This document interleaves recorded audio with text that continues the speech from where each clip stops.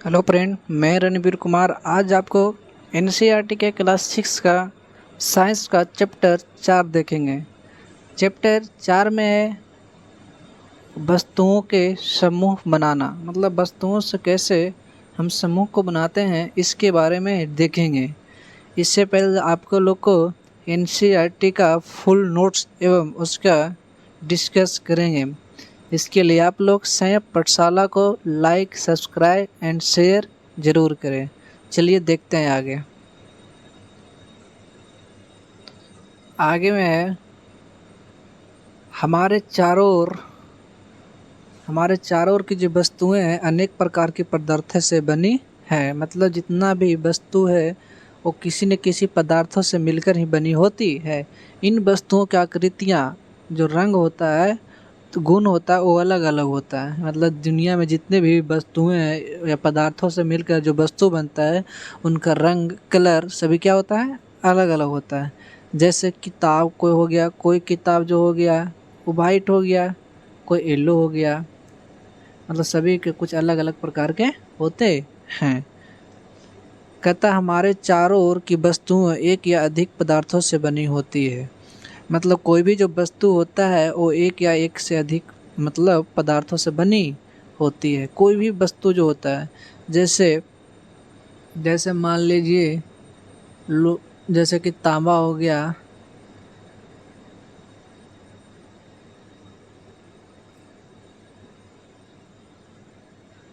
चाहे आप कांच कहिए या कोई धातु कहिए या कोई प्लास्टिक, ये जितना भी कोई भी पदार्थ वस्तु होता है किसी न किसी पदार्थों से मिलकर वस्तु बनता है। और उनको समूह को हम लोग आगे देखते हैं। जैसे कि कांच हो गया, धातु हो गया, प्लास्टिक हो गया, कागज हो गया, मिट्टी हो गया इत्यादि। वस्तुओं एक ही पदार्थ से बनी होती है। वस्तु जो होता है एक ही पदार्थ से बनी होती है, या एक ही वस्तु कई पदार्थों से बनी होती है। यह बहुत सारा ऐसा पदार्थ है जो कोई एक ही पदार्थ से बनी होती है। कोई कोई वस्तु होता है वो एक से अधिक, उसमें बहुत सारा तत्व पदार्थ का मिश्रण होता है। कोई की वस्तु होता है जो एक ही पदार्थ का बना होता है। जैसे कि तांबा स्पेशली तांबा का बना होता है। जैसे कि पित्तल हो गया, तांबा जस्ता का बना होता है। तो पित्तल में दो पदार्थ मिलके बना, तांबा अकेला पदार्थ है, अकेला खुद की वस्तु है। तो कोई कोई मतलब वस्तु होता है एक ही पदार्थ का बना होता है, और कोई कोई एक से अधिक पदार्थों से मिलकर बना होता है। पृथ्वी में पदार्थ तीन अवस्था मुख्य पाए जाते हैं। जो पृथ्वी होता है उस पर तीन अवस्था में पाया जाता है। एक ठोस अवस्था में, एक द्रव अवस्था में, एक गैस अवस्था में। ठोस अवस्था में देखा जाए तो लोहा वगैरह हो गया, लोहा हो गया, निकेल हो गया। द्रव अवस्था में देखा जाए तो पानी हो गया, प्लास्टिक हो गया है। और गैस अवस्था में देखा जाए तो CO2 हो गया, ऑक्सीजन हो गया। ये गैस अवस्था में है। लकड़ी, लोहा, बर्फ का टुकड़ा इत्यादि। द्रव अवस्था अब देखेंगे सबसे पहले ठोस अवस्था। ये ठोस अवस्था पहले पदार्थ देखेंगे। करा प्रत्येक वस्तु जिसका कोई भार निश्चित हो या द्रव्यमान वह स्थान घेरती हो पदार्थ कहलाता है। कोई भी पदार्थ होगा फिक्स होगा कि उसमें वेट होगा। जब वेट होगा तो उस स्थान घेरेगा, जब स्थान घेरेगा तो उसमें वजन भी होगा। तो जिसमें स्थान हो, घेरता हो, जिसमें द्रव्यमान हो, वेट हो, क्या कहलाएगा, पदार्थ। पृथ्वी में पदार्थ तीन अवस्था में पाए जाते, तो देख लिए। अब उसके बाद देखेंगे ठोस। ठोस क्या है? पदार्थ की वह अवस्था जिसका आकार एवं आयतन दोनों निश्चित हो, मतलब फिक्स हो। मतलब उसका आकार भी हो, आकार के साथ साथ आयतन भी हो, दोनों क्या हो, निश्चित हो। मतलब चेंज नहीं किया जा सकता। अगर वो गोल है तो गोल ही रहेगा, अगर गोल है तो इन्हें को रखने के बाद ऐसा हो जाएगा, तो क्या कहलाएगा, ठोस कहलाएगा। जब आकार निश्चित हो, उसका आयतन भी निश्चित हो, फिक्स हो, तो क्या कहलाए। जैसे मान लीजिए कि पत्थर है, तो जो पत्थर है उसको चाहे हम छोटा डब्बा में डालें या बड़ा में डालें, और जितना बड़ा पत्थर का साइज है उतना ही बड़ा रहेगा।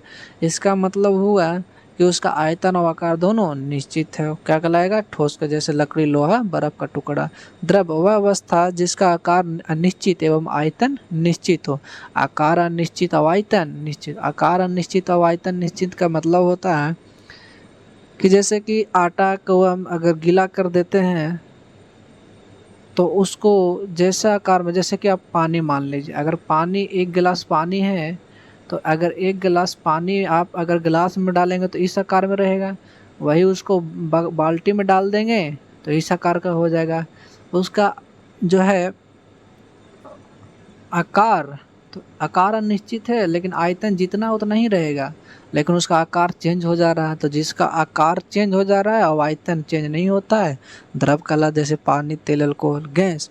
पदार्थ की वो अवस्था जिसमें आकार एवं आयतन दोनों अनिश्चित होता है, गैस कहलाता है। जैसे हवा, ऑक्सीजन, कार्बन डाइऑक्साइड। उसी जैसे कि गैस का मतलब हुआ कि इसका कोई आकार नहीं होता है और न ही इसका आयतन, दोनों अनिश्चित होता है। इसका कोई आयतन भी फिक्स नहीं होता है।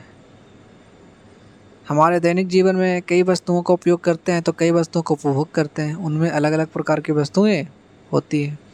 अब देखेंगे पदार्थों के गुण। किसी पदार्थ को बनाने के लिए किसी पदार्थ का चयन उस पदार्थ के गुण तथा उपयोग की जाने वस्तुओं के प्रयोजन पर निर्भर करता है। बोल रहा है किसी पदार्थ को बनाने के लिए किसी पदार्थ का चयन जो करना होता है, उसको गुण देखेंगे, उसको उपयोग की जाने वाली, मतलब उपयोग किस में करना, उस अनुसार पर उसका गुण क्या है, इस कंडीशन को देखते हुए उस पदार्थों को चयन किया जाता है, उस वस्तु को बनाने के लिए चयन किया जाता है। ऐसा नहीं है कि कोई भी वस्तु किसी चीज़ को उठा के बना देंगे। भाई अब पानी में डालना है तो पानी में बस तो उसी चीज़ को डालेंगे जो पानी से इफेक्ट नहीं पड़ेगा, तो उसके लिए कौन सा पदार्थ का मिक्स करके उसको बनाएंगे। इस कंडीशन में उसका चयन करके किसी वस्तु को बनाया जाता है। अब उसका देखेंगे दिखावट। तो पदार्थ प्राय एक दूसरे से भिन्न दिखाई देता है। कोई भी पदार्थ होता है एक दूसरे से भिन्न दिखाई देता है, जैसे लकड़ी लोहे से बिल्कुल भिन्न दिखाई देते हैं। कुछ पदार्थ चमकदार, खुरदरे, चिकने, कठोर तथा कोमल लगते हैं। कोमल पदार्थ क्या होता है? तो जो कोमल पदार्थ होता है वही पदार्थ जिन्हें आसानी से संपीड़ित किया अथवा खरोचा जा सकता है।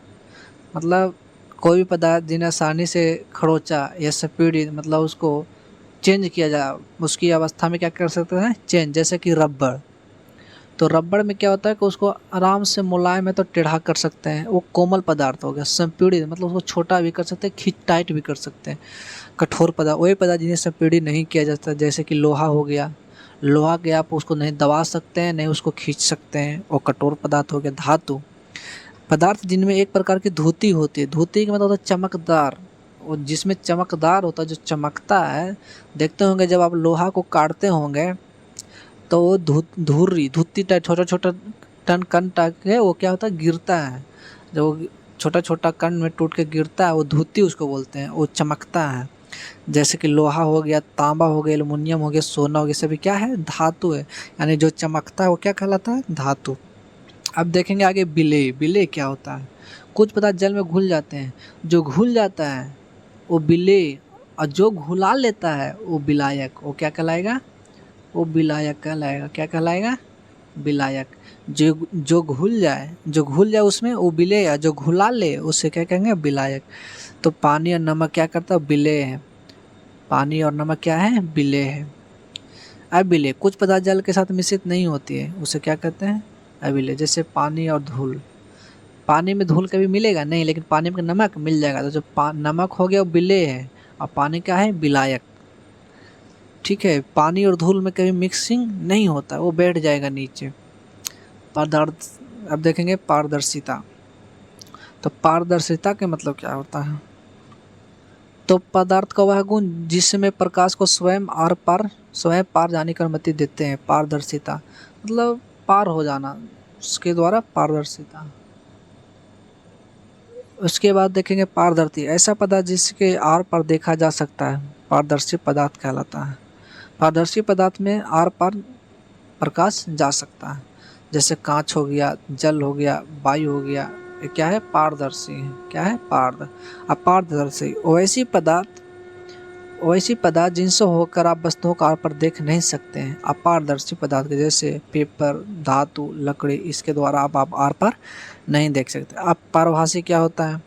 तो कहता है वैसे पदार्थ जिनसे आप वस्तु को आर पर तो देख सकते हैं परंतु स्पष्ट नहीं, मतलब देखेगा लेकिन स्पष्ट। जैसे कि आप अगर पेपर है उस पे तेल लगा दीजिएगा तो थोड़ा थोड़ा वस्तु दिखाई देगा, लेकिन स्पष्ट दिखाई नहीं देगा। तो पेपर पर तेल लगा हुआ कागज क्या हो गया? परभाषी, जैसे बटर पेपर, मोटी कांच इत्यादि। आर्किमिडीज का सिद्धांत क्या? Principle of Archimedes. जब कोई वस्तु किसी द्रव में पूरी अथवा आंशिक रूप से डुबोई जाती है, जब किसी वस्तु किसी द्रव में पूरी अथवा आंशिक में थोड़ा बहुत, तो उसके बाहर में कमी का आभास होता है। कमी का आभास होता है। बाहर में यह आभासी कमी वस्तु द्वारा हटाए गए द्रव के बाहर के बराबर होती है। इसे आर्किमिडीज का सिद्धांत कहते हैं। इसके अनुप्रयोग निम्न प्रकार है, जैसे कि लोहे की बनी छोटी, मतलब पानी में गेंद को पानी में डूब जाती है तथा बड़ा जहाज तैरता है, क्योंकि जहाज द्वारा विस्थापित किए जल के उसके बाहर के बराबर है। जैसे कहानी यही होता है, गेंद पानी में डूब जाती है तथा बड़ा जहाज तैरता रहता है। क्यों? क्योंकि जहाज द्वारा विस्थापित किए जल का। आर्किमिडीज का सिद्धांत क्या कहता है? जैसे कि मान लीजिए कि समुद्र है और समुद्र में ये जहाज है, ये चल रहा है, तो ये जो जितना पानी है जितना जहाज के अंदर, जहाज का जो वेट है जितना अंदर गया है, उतना ही अपना वजन के बराबर पानी को क्या करता है? हटाता है। क्या करता है? जिससे जहाज तैरते रहता है।